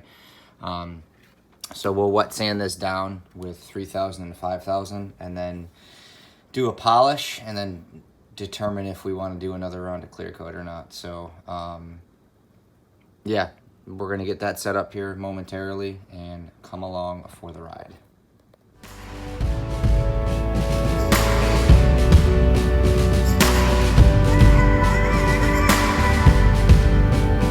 So we've gone ahead and wet sanded the faceplate for hopefully the last time. But you can see that most of the texture is knocked down. There's still a little bit on the corners.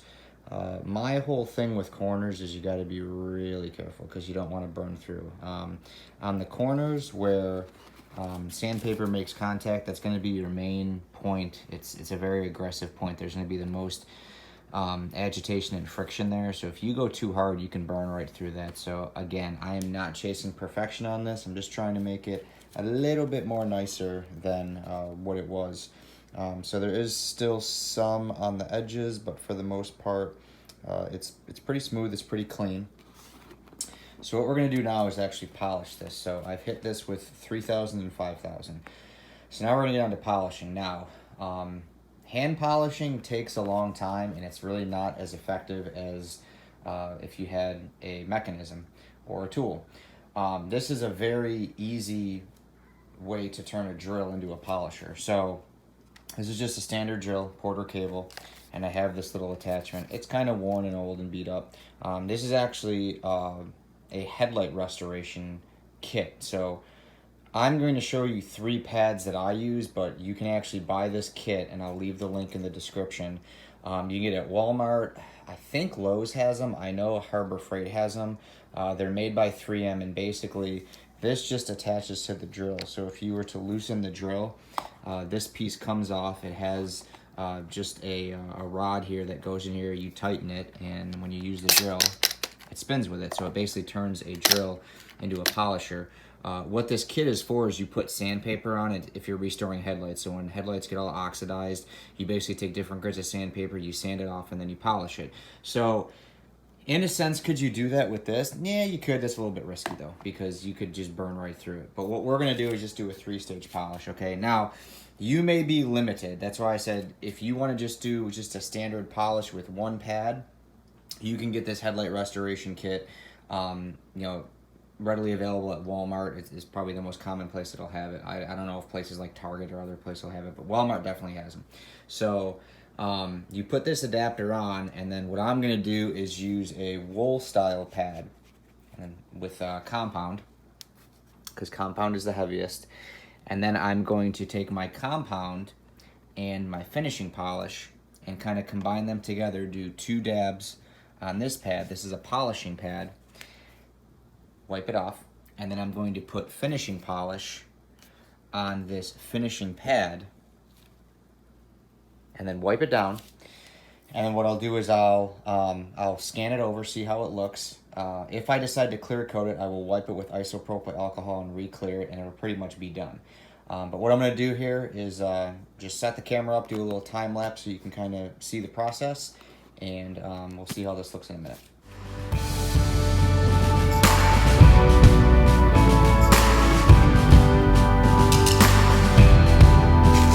Alright, so we got the mat set up here. It's kind of wedged in place. These towels are there for support. All you basically do is, this is Velcro, so you just kind of stick that on, and we are going to take some compound here, give it a little shake.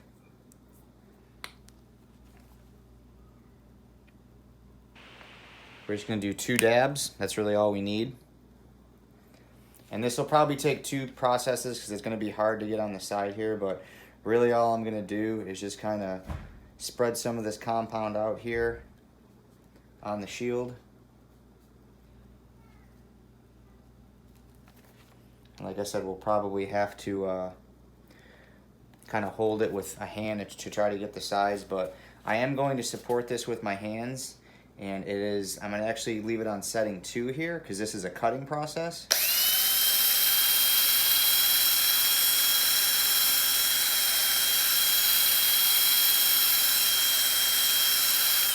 Now, very important when you do this, you do not need to apply a lot of pressure. This is a wool pad, so it's one of the most aggressive pads. So really all you're trying to do is just kind of, you're applying a little bit of pressure, but not a ton. Again, this is not automotive paint. This is not super, super thick. So really we're just trying to get those sanding marks out. And that's why I'm supporting it with my hand here.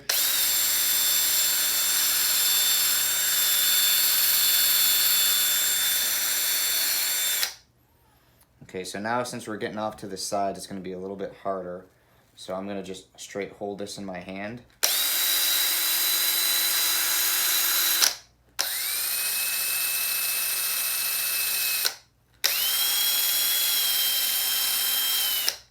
Just be very careful, you know, you don't need to go crazy.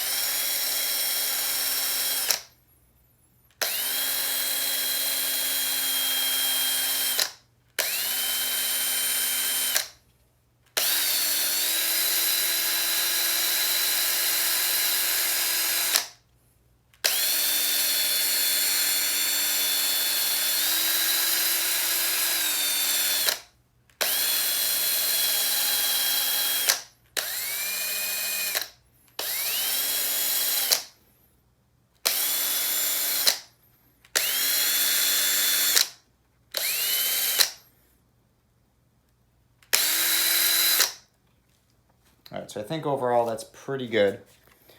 So I'm gonna wipe this down and see how it looks. So these are just general microfiber towels that I'm using. This one's actually a little bit damp. But these are just microfiber towels. You can get them at Sam's Club, Walmart. They're all over the place.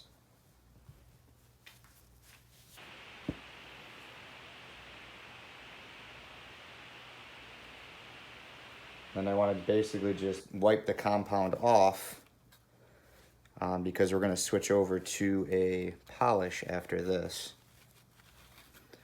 And the polish is lighter, so we don't want to leave any residue of the compound on because it could affect the finish or the shine. Now there's some areas here where the compound's stuck, so you just got to kind of, I don't recommend wiping it with your finger, but we're going to polish after this, so it's okay.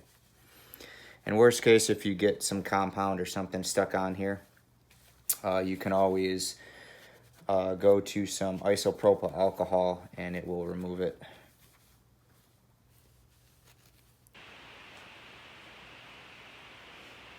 All right, so now we're going to switch pads and we're going to go ahead and polish this now.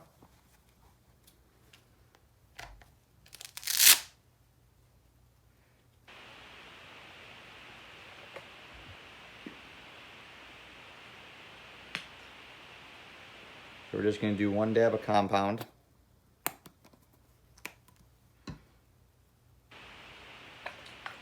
And we're going to use the finishing polish.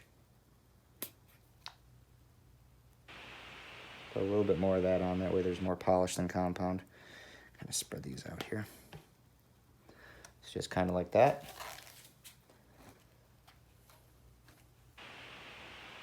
Put it on my mask here, and I'm going to do the same thing.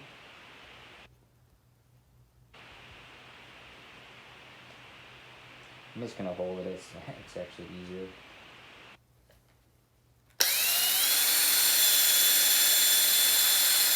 Now, one thing when you do the wool, you want to be careful because it's aggressive. This is a lot lighter of a pad, so if you do a higher speed, you're okay.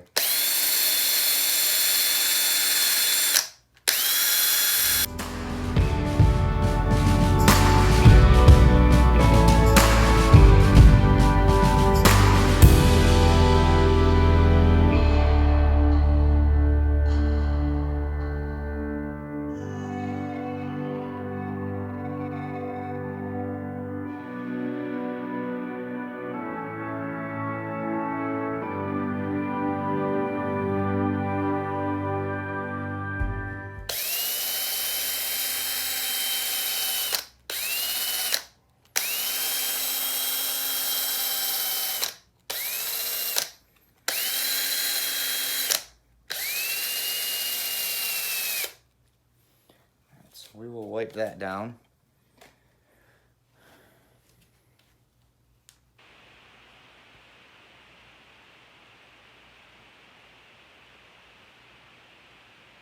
You can see how shiny this thing is getting now.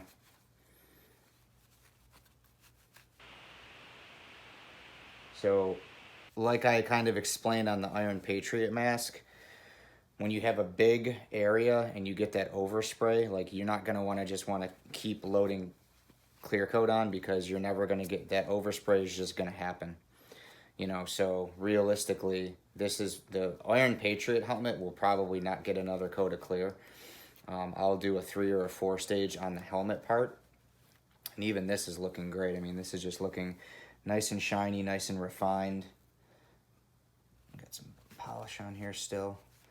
You know, the edges still have, you know, there's a little bit of graininess there, but again, the Russo brothers aren't going to be knocking on my door asking to buy this or use it in their next movie. Probably because there won't be another Iron Man movie, but, so all we're going to do now is just do a final polish, and it should be good. Same process applies. We're just going to use just a straight finishing polish, and this is the funnest part just because, you know you're almost done. So, don't need a ton of polish on there. This is really just for gloss and a little bit more luster. So this thing's really going to pop after this step. This pad's a little bit bigger. It is a 3-inch pad. I guess that's something I should say too. So these are all 3-inch pads. I apologize for skipping this. You can get these on automotive websites. Some places like Harbor Freight carry them. My main business is detailing. That's why I have all these things readily available. A lot of these are just extra ones though that I no longer use. So if you guys want links, if you want like, hey, what were the exact products you used, let me know. I'll drop a link in the description. But we're just gonna do a polish on this real quick. And one thing you can do if you have a drill, which hopefully you do, is just drop it down to speed 1. A little bit easier.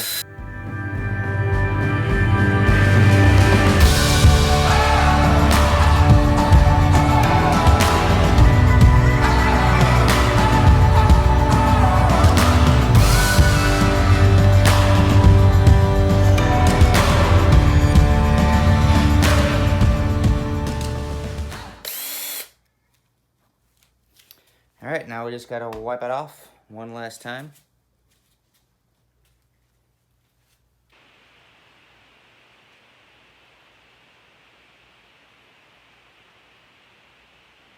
You just have to clean out those cracks there because there's some polish in there.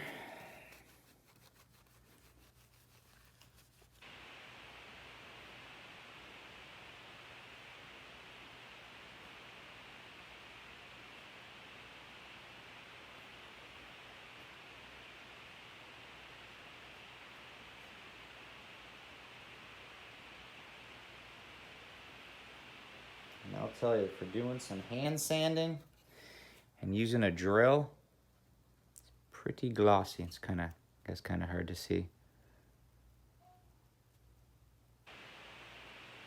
We'll get some better shots out in the kitchen where I've got better lighting. But ultimately, that's the process. I will do this again and get the camera a little bit better of an angle with the helmet. But there is really no need to even have to clear coat this a second time. Pretty much all of the defects from the sanding are out of it. So this thing looks awesome, and we'll be good to move on to the helmet now.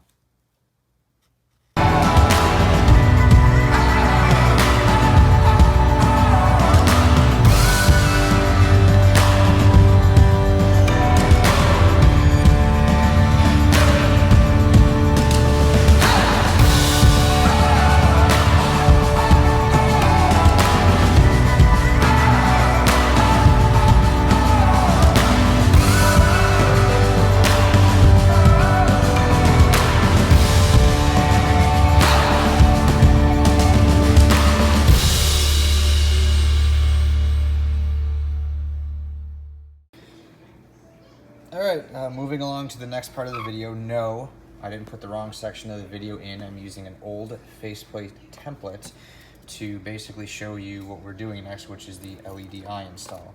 So these LEDs here, which this is just a little piece that you can either make and or buy. I just buy them because they're cheaper. 2 AAA batteries go in here. There is a cover which I'll put on.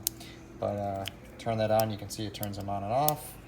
And what these are going to do is go behind the eye sockets here. Now, the reason why I wanted to show you this before I got into installing them was these LED bars come straight. It's very hard to get that flush when you put them on. I have heated them up and curved them, and I'll show you why. So, I'll try to do this as best as possible. When you install this little piece here, this has to kind of get hidden in the faceplate somewhere, and these kind of go in there. So the smart thing would be to have these wires go towards the middle so you can hide them. If you have them on the outside, that just doesn't make any sense, because you're gonna see wires. So you don't want to put them in like this, at least on this mask, because you'll see wires. We want to put them in like this. Well, in order to get this perfectly flush or close to flush, we have to heat that light up and curve it. So you can see I've thrown some heat on there, and it eliminates the gap pretty good. If I left it straight like this one, there would just be, it would look terrible from the front. There would just be a big crazy difference. So what I'll do is I'll actually get this faceplate set up here. I'll tape them in place so you can kind of get an idea of what I'm talking about. Okay, so here we have an example of the eyes, and to some people it may not be that big of a deal, but to others it may. So this is the light that is curved. You can see it's much more flush. There's really no gap. The one that's straight, it's just, there's a huge gap, so when you look at it from different angles, it just may not look that good. I will shut the light off here so you can see it a little bit better. So especially when it's not on, when the light's not on, you can really kind of tell, in my opinion. It just looks crisper, a little bit smoother right here. Like I said, there's a gap depending on what angle you're looking at it from. That just looks really bad there. So depending on how you're looking at the mask, same thing. I mean, look at that. If you were looking up at the mask, that looks terrible. So that's why we curve it. I'm gonna try to curve this one a little bit more. If not, I think that it looks, I mean, you can just tell how it curves better right here, and it goes more contour with the mask. So all I'm doing is I got my iron, yeah, that's my iron, my oven on. Don't judge me, it's dirty. It's got some eggs on there or something. But what I do is just kind of hold it over, and it's acrylic, and just slowly bend it. So you don't want to put a lighter or anything like that on there. Or just, it looks like it's falling down because they had it taped in place. We're just gonna heat this up and bend it a little bit. We're gonna get it in place and then put it on the actual face mask. So I'll show you the setup for that once we get this bent. So stay tuned. Right? Yes. Stay tuned. All right, so we successfully have our curved LED lights, and these are a little bit different than the rescue helmet. The rescue helmet and the Iron Legion helmet and the War Machine helmet have a like a frosted cover, and this one I think it just looks cooler with this grid style exposed. So you can see we've got both of these curved, and I did a test fit and they look pretty good. So we are going to get the painted face shield, not this face shield because this one's not usable for what we're doing. And we'll get this set up and I'll show you guys the next step. All right, so we are winding down on the Iron Patriot build here. As you can see, it is very glossy. It is very clean. It is very refined. I got rid of a lot of that orange peel, cleaned up a lot of that paint. I've gone ahead and glued the face shield on before I do the eyes. I just did hot glue, and I just got it up at the top, a little bit on the cheek here, on both sides, just to give good support overall, so that way it doesn't fall off or anything. The last thing that I will do is basically put the eyes in. Now initially, and I'll try to do this as best as I can with one hand, is I had planned on just putting the eyes in like this. Okay, so they would basically sit like that. So looks pretty cool. You can kind of see how it gives that grid look. However, I didn't like this gap right here, and I can't go super far over because the bar is only so far. That's about as far as I can go right there. Okay, so what I'm doing is I have these translucent little sleeves, which I don't know where I put. Oh, here they are. And there's actually one right in front of me. So what I'm going to do is I'm going to put this in the helmet first. So basically these are going to go over the eyes first, and what it'll do is just give like a frosted look. So you can't really fully see in the helmet, but it will still allow the LED bar to show through. So you'll still be able to see that grid, but it'll kind of make it dark around the eye. So essentially what I'll do is I'll flip this over, and I will take these, and the reason why I put the faceplate on first is because I want to be able to glue this on all corners, and I need this piece of the helmet first. So if I did it to just the faceplate, it wouldn't be, you know, fully formed, so to speak. So I need parts of this actual helmet to glue onto. I know it's kind of hard to see, but trust me when I say I need this. Actually, I guess I could back up into the light. I need this part of the helmet for this little frosted overlay. It's gonna lay kind of like that. So you see how I need a little bit of that helmet. So if I did it just to the faceplate, it wouldn't contour fully. So all I'm going to do is glue that in place first, and then glue this over it. So when it goes in, that gap will be, it'll just look more symmetrical. There won't be just a big open space gap right here. It'll be frosted over and look a little bit better. So all I'm using for that is just some hot glue. But overall, we're winding down. There's not a whole lot left to do on this thing. There might be some spot polishing and some things I have to do, but overall, this thing looks pretty wild. I mean, it was a lot of work, you know, but it's definitely paid off in the end. That gap, if you can remember when we started, completely gone. Everything lines up pretty well here. Overall, like I said, the helmet is very clean. That's just some handprints there from me touching it. I'll do a final wipe down, and I'll probably put like a layer of wax or something on here just to give it some extra pop. But yeah, like I said, I'm gonna get these eyes installed real quick, and we'll do a final shot of the helmet.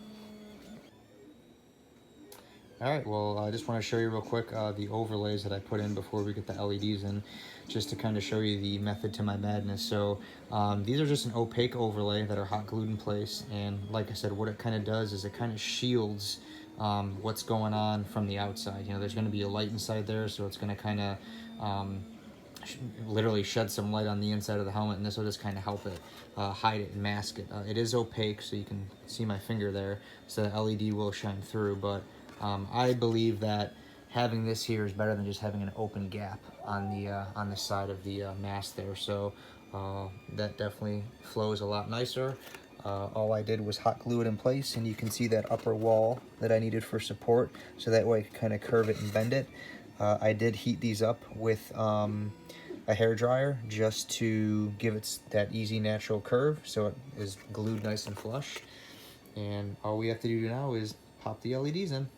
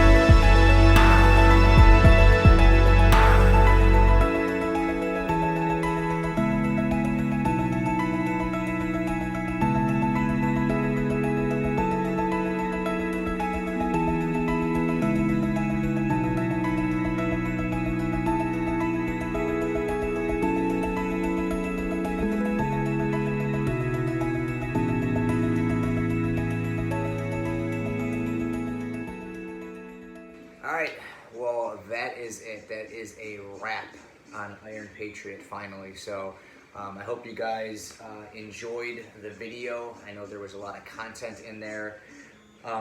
You know, this basically was definitely my most in-depth build to date. I know I haven't posted all of my builds that I've done. I have done others. The rescue helmet, there's the video on that. I've also done War Machine. I have done an Ultron Mark 1. Star-Lord's Gravity Mine I did. I've done Doctor Strange things. So not all my videos are up, but by far this was the most in-depth. And the whole point of this video really was to just kind of show you how to do this on a DIY scale, you know.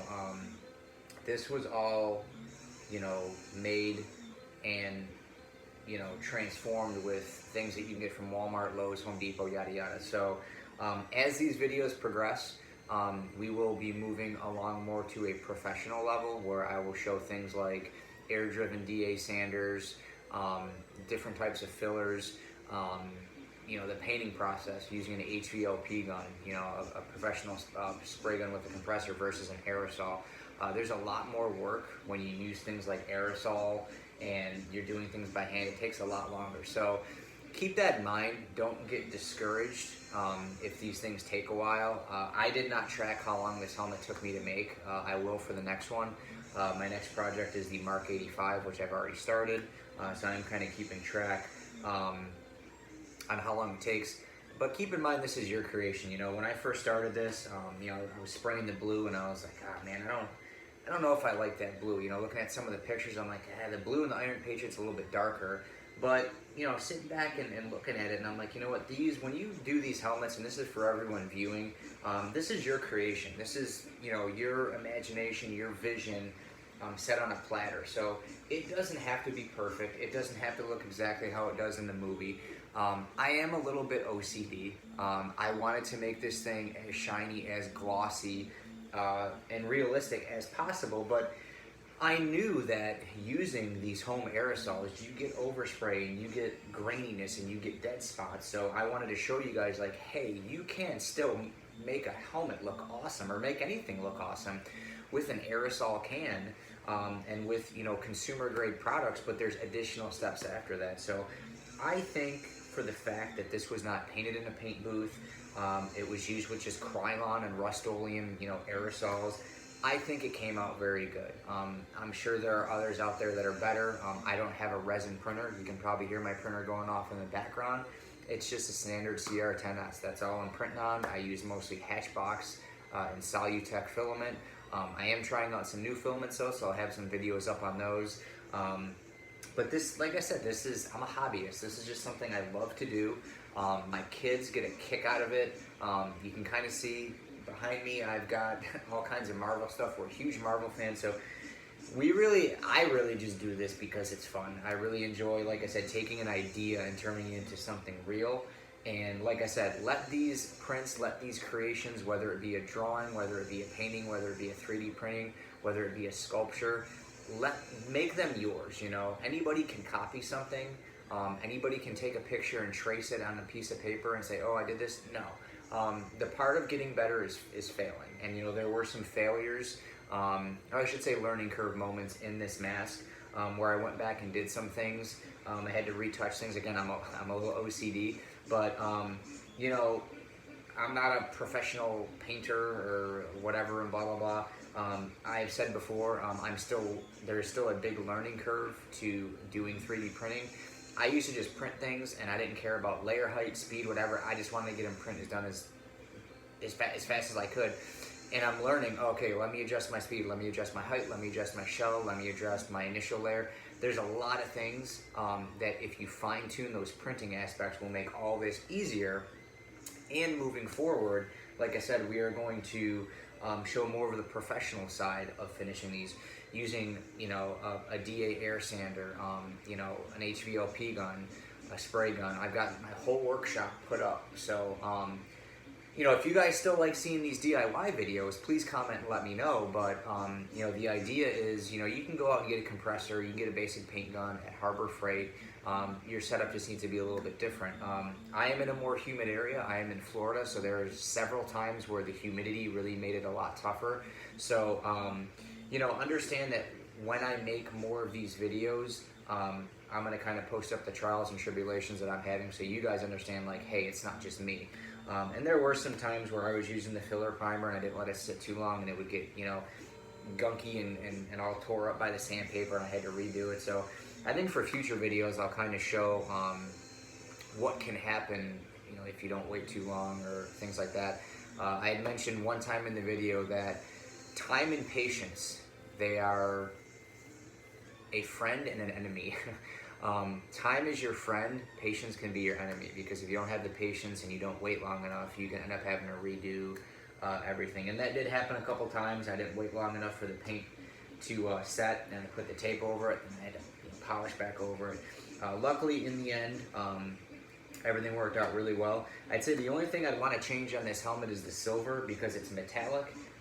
And from certain angles, it almost looks like there's dead spots, or it's like darker spots, but it's just the metallic and, again, the way it was painted and laid, and it just hits in certain spots, and it looks like it, but on the camera in real life, it looks perfectly fine. So, but other than that, I'm super happy with the helmet. Like I said, it's going to go up on my wall here. I've got my other helmets. Iron Legion, War Machine, Rescue, and Iron Man, so I don't know where I'm going to put it. I'm running out of wall room, but I'm going to put it up somewhere. But again, really, I want to thank all you guys for watching this. If there is anything that in the video that you didn't understand or you have a question on, just please leave me a comment. If there is a certain helmet you would like to see made, please let me know. If there is a certain procedure you would like to see, please comment in this video and let me know, whether it's merging parts, whether it's more in-depth of wet sanding, whether it's polishing.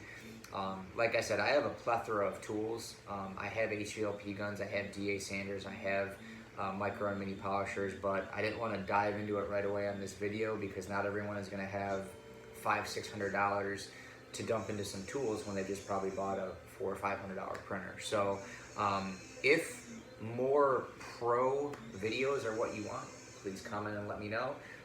If you like this video, please give it a big thumbs up. Give me a like and a subscribe. And again, honest feedback. Let me know what you thought of it and let me know what you'd like to see next. So I thank you guys all really for tuning in. I hope you enjoyed the process. Like I said, I'm really happy now that it's done, really realistically, so I can move on to the next project. But I think it came out really cool. Leave me a comment, rate me on 1 to 10. Let me know how you think Iron Patriot looks. Let me know what you think could have been done better, or if I did awesome, let me know. So thanks, guys. We'll have some update videos before we get into doing the whole Mark 85. Like I said, I've got some new filaments, some new things I'm figuring out on Prusa Slicer that I want to share with you guys. So click that notification tab so you're notified when new videos come out, and we'll see you next time on Darkwing Day.